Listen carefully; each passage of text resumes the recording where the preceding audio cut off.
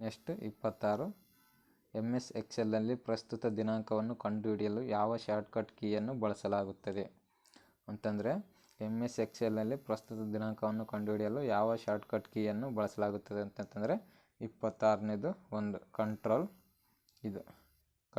ಇದಕ್ಕೆ ಸರಿಯಾದ answer 1. Next 27ನೇದು MS ಎಕ್ಸೆಲ್ನಲ್ಲಿ ಸಂಖ್ಯಾ ಡೇಟಾವನ್ನು ಪಠ್ಯವಾಗಿ ಪರಿಗಣಿಸಲು ಡ್ಯಾಶ್ ಚಿಹ್ನೆಯನ್ನು ಮುಂಚಿತವಾಗಿರಬೇಕು. ಇದಕ್ಕೆ 27ಕ್ಕೆ ಸರಿಯಾದ ಆನ್ಸರು ಅಪಾಸ್ಟ್ರಫಿ. ಈ ಸರಿಯಾದ ಉತ್ತರ 3. 28ನೇದು MS ಎಕ್ಸೆಲ್ ಅರ್ಥ ಮಾಡಿಕೊಳ್ಳುವ ಆರಂಭಿಕ ದಿನಾಂಕ ಯಾವುದು ಅಂತಂತಂದರೆ MS ಎಕ್ಸೆಲ್ ಅರ್ಥ ಮಾಡಿಕೊಳ್ಳುವ ಆರಂಭಿಕ ದಿನಾಂಕ ಯಾವುದು ಅಂತಂದರೆ 28ನೇದು 2 ಜನವರಿ 1900. ನೆಕ್ಸ್ಟ್ ಕ್ವಶನ್ 29 MS ಎಕ್ಸೆಲ್ನ ಸೇಲ್ಗೆ ಪ್ರಸ್ತುತ ಸಮಯವನ್ನು ನಮೂದಿಸಲು ಬಳಸುವ ಶಾರ್ಟ್ಕಟ್ ಕೀ ಯಾವುದು ಅಂತಂತಂದರೆ ಇದಕ್ಕೆ ಸರಿಯಾದ ಆನ್ಸರು 22ಕ್ಕೆ 2 ಕಂಟ್ರೋಲ್ ಶಿಫ್ಟ್ 2. ನೆಕ್ಸ್ಟ್ 30ನೇ ಕ್ವಶನ್ಗೆ ಕೆಳಗಿನವುಗಳನ್ನು ಹೊಂದಿಸಿ ಮತ್ತು ಸರಿಯಾದ ಅನುಕ್ರಮವಾಗಿ ಗುರುತಿಸಿ ಅಂತ ಕೇಳಿದರೆ ಇದಕ್ಕೆ ಸರಿಯಾದ ಆನ್ಸರು ನಾವು ನೋಡೋದಾದರೆ ಹೊಂದಿಸಿ ಬರೆಯೋರಿಗೆ ಸರಿಯಾದ ಆನ್ಸರ್ ನೋಡೋದಾದರೆ ಇದರಲ್ಲಿ 2 ಸರಿಯಾದ ಆನ್ಸರ್ ಆಗಿರುತ್ತೆ, ನೀವು ನೋಡ್ಕೊಳ್ಳಿ. ನೆಕ್ಸ್ಟ್ 31ನೇ ಕ್ವಶನ್ಗೆ ಈ ಒತ್ತಕ್ಷರವುಳ್ಳ ಪದಗಳಲ್ಲಿ ಭಿನ್ನವಾದ ರೂಪವನ್ನು ಗುರುತಿಸಿ ಅಂತ ಕೇಳಿದರೆ ಇದರಲ್ಲಿ ಸರಿಯಾದ ಆನ್ಸರು 2 ಕಣ್ಣು, ಹಗ್ಗ, ಅತ್ತೆ, ಸ್ವರ್ಗ ಅಂತ ಕೇಳಿದರೆ ಇದರಲ್ಲಿ ಹಗ್ಗ ಭಿನ್ನವಾದ ಪದ ಇದು. ನೆಕ್ಸ್ಟ್ 31ನೇ ಕ್ವಶನ್ ಹಗ್ಗ ಸರಿಯಾದ ಆನ್ಸರ್. ಇನ್ನು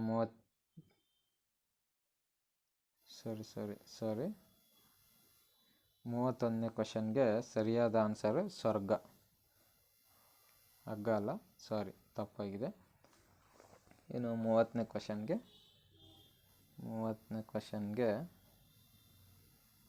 2 ಸರಿಯಾದ ಆನ್ಸರು. 30ನೇ ಕ್ವಶನ್ಗೆ ಸರಿಯಾದ ಆನ್ಸರು 32ಕ್ಕೆ 32 ಸರಿಯಾದ ಆನ್ಸರ್ 31 ಸ್ವರ್ಗ 4ನೇದು ಆನ್ಸರು. ಇದಕ್ಕೆ ತಪ್ಪಾಗಿದೆ, ಇದಕ್ಕೆ ಆನ್ಸರು 4.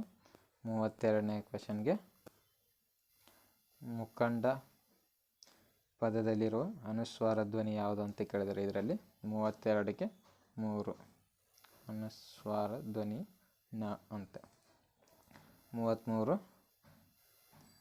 33ಕ್ಕೆ ಅವರು ಕಾಲೇಜಿನಲ್ಲಿ ಪ್ರೊಫೆಸರ್ ಇದ್ದಾರೆ. ಈ ವಾಕ್ಯದ ಕುರಿತಾದ 4 ಹೇಳಿಕೆಗಳಲ್ಲಿ ತಪ್ಪಾಗಿರುವ ಒಂದು ಹೇಳಿಕೆಗಳನ್ನು ಗುರುತಿಸಿ ಅಂತ ಕೇಳಿದರೆ ಇದಕ್ಕೆ ಸರಿಯಾದ ಆನ್ಸರು 4. ಸರಿಯಾದ ಆನ್ಸರು 4. ಇಂಗ್ಲಿಷ್ ಭಾಷೆಯ ಅತಿ ಬಳಕೆಯಿಂದ ಹೀಗಾಗಿದೆ ಅಂತ. ನೆಕ್ಸ್ಟ್ ಕ್ವಶನ್ 34 ಜನರಲ್ ಕನ್ನಡ ಇದು. 34ನೇ ಕ್ವಶನ್ ಅಮಂಗಳವಾದದ್ದನ್ನು ಸೌಮ್ಯವಾದ ಉಕ್ತಿಗಳಲ್ಲಿ ಹೇಳಲಾಗುತ್ತದೆ, ಅದರ ಒಂದು ಉದಾಹರಣೆಯಲ್ಲಿ ಇಲ್ಲಿ ಗಮನಿಸಿ ಅಂತ ಕೇಳಿದರೆ ಇದಕ್ಕೆ ಸರಿಯಾದ ಆನ್ಸರು ಕೀರ್ತಿ ಶೇಷನ ಆಗುವಂತೆ ಇದಕ್ಕೆ answer. Next question 35 next bleaching ಪೌಡರನ್ನು ಕೆಲವು ಅಗಸರು ಬ್ಲೀಚಿಂಗ್ ಪೌಡ್ರು ಎಂದು ಉಚ್ಚರಿಸಲು ಕಾರಣ ಏನು? ಇದಕ್ಕೆ ಸರಿಯಾದ ಆನ್ಸರು 35ಕ್ಕೆ 3 ಆ ಪುಡಿಗೂ ಬಿಳಿ ಪದಕ್ಕೂ ಸಂಬಂಧವಿದೆಯೆಂದು ಭಾವಿಸಿರುವುದರಿಂದ. ನೆಕ್ಸ್ಟ್ ಕ್ವಶನ್ 36ನೇ ಕ್ವಶನ್ನು ಕರ್ಬ್ ಪ್ಲಸ್ ಫೋನ್ = ಕಾರ್ಬೋನ್ ಕಬ್ಬುನ್ ಮತ್ತು ಕಬ್ಬಿಣ ಇಲ್ಲಿ ಇರುವ ಫೋನ್ ಮೂಲ ರೂಪದ ಸಮೀಪ ಅರ್ಥ ಯಾವುದು ಅಂತ ಕೇಳಿದರೆ ಇದಕ್ಕೆ ಸರಿಯಾದ ಆನ್ಸರ್ 36ಕ್ಕೆ B 3 ಲೋಹ. ನೆಕ್ಸ್ಟ್ 37ನೇ ಆನ್ಸರ್ ಸಂಸ್ಕೃತದಿಂದ ಕನ್ನಡಕ್ಕೆ ಬಂದಿರುವ ಅವಸರ ಪದಕ್ಕೆ ಸಮಯ ಎಂಬ ಅರ್ಥ ಹೋಗಿ ಆತುರ ಎಂಬ ಅರ್ಥ ಬಳಕೆಯಲ್ಲಿದೆ. ಇದನ್ನು ಡ್ಯಾಶ್ ಅನ್ನಬಹುದು ಅಂತಂದರೆ ಸಂಸ್ಕೃತದಿಂದ ಕನ್ನಡಕ್ಕೆ ಬಂದಿರುವ ಅವಸರ ಪದಕ್ಕೆ ಸಮಯ ಎಂದು ಅರ್ಥವಾಗಿ ಆತುರ ಎಂಬ ಅರ್ಥ ಬಳಕೆಯಲ್ಲಿದೆ. ಇದನ್ನು ಹೀಗೆ ಎಂದೆನ್ನಬಹುದು ಅಂತಂತಂದರೆ 37ನೇ ಕ್ವಶನ್ಗೆ 3 ಅರ್ಥಾಂತರ ಅಂತ ಹೇಳ್ಬೋದು. ನೆಕ್ಸ್ಟ್ 38ನೇದು ಬರಹ ಇತಿಹಾಸದಲ್ಲಿ ಮೊದಲನೆಯ ಘಟ್ಟ ಯಾವುದು ಅಂತ ಕೇಳಿದರೆ ಬರಹದ ಇತಿಹಾಸದಲ್ಲಿ ಮೊದಲ ಘಟ್ಟ 38ನೇದಕ್ಕೆ ಆನ್ಸರು ಚಿತ್ರಲೇಖನ. 2 ಸರಿಯಾದ ಆನ್ಸರು 2. ಇನ್ನು 39ನೇದು ಹೆಚ್ಚು ಅಂತರ್ಮುಖಿಯಾದ ಅಭಿವ್ಯಕ್ತಿಯಲ್ಲಿ ಪ್ರಾಧಾನ್ಯತೆ ತೋರುವ ಸಾಹಿತ್ಯ ಘಟ್ಟ ಯಾವುದು ಅಂತ ಕೇಳಿದರೆ ಇದಕ್ಕೆ ಸರಿಯಾದ ಆನ್ಸರ್ 2 ನವ್ಯ ಸಾಹಿತ್ಯ ಘಟ್ಟ ಅಂತೆ. ಇನ್ನು 40ನೇದಕ್ಕೆ ತೇಜಸ್ವಿ ಅವರ ಬರಹಗಳಲ್ಲಿ ಬರುವ ನಾಯಿ ಹೆಸರು ಏನಂತ ಕೇಳಿದರೆ 40ನೇ ಕ್ವಶನ್ಗೆ 2 ಕಿವಿ, ನಾಯಿ ಹೆಸರು ಕಿವಿ.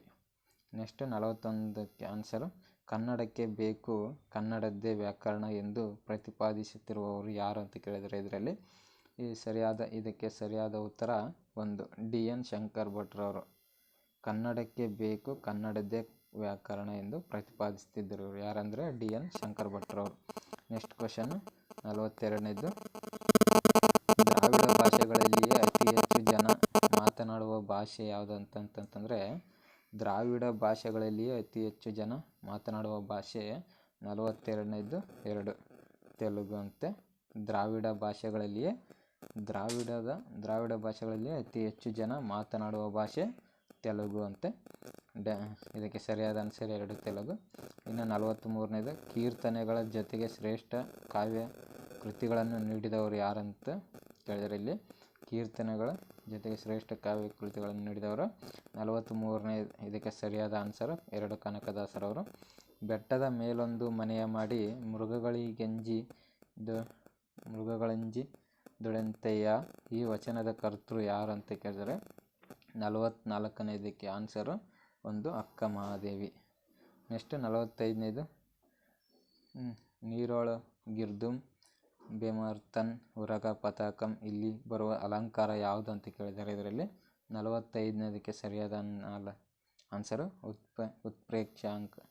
ಉತ್ಪ್ರೇಕ್ಷಾಲಂಕಾರ ಅಂತ ಸರಿಯಾದ ಆನ್ಸರು ಇದಕ್ಕೆ 4.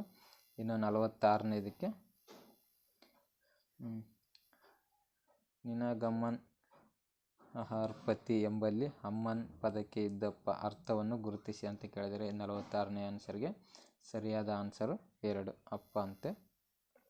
ನೆಕ್ಸ್ಟ್ ಕ್ವಶನ್ 47ನೇ ಕ್ವಶನ್ ಮನ್ಮಥ ಶಬ್ದಕ್ಕೆ ಸಮಾನ ಅರ್ಥ ನೀಡದ ಪದ ಗುರುತಿಸಿ ಅಂತ ಕೇಳಿದರೆ 47ನೇದಕ್ಕೆ ಸರಿಯಾದ ಆನ್ಸರ್ 2 ಪೊಡೆಯಲರ್. ನೆಕ್ಸ್ಟ್ ಕ್ವಶನ್ ಐಸಾಯಿ ಪದದ ಅರ್ಥ ಅಂತ ಕೇಳಿದರೆ 48ನೇದಕ್ಕೆ ಸರಿಯಾದ ಆನ್ಸರ್ ಕ್ರೈಸ್ತ ಧರ್ಮದವ.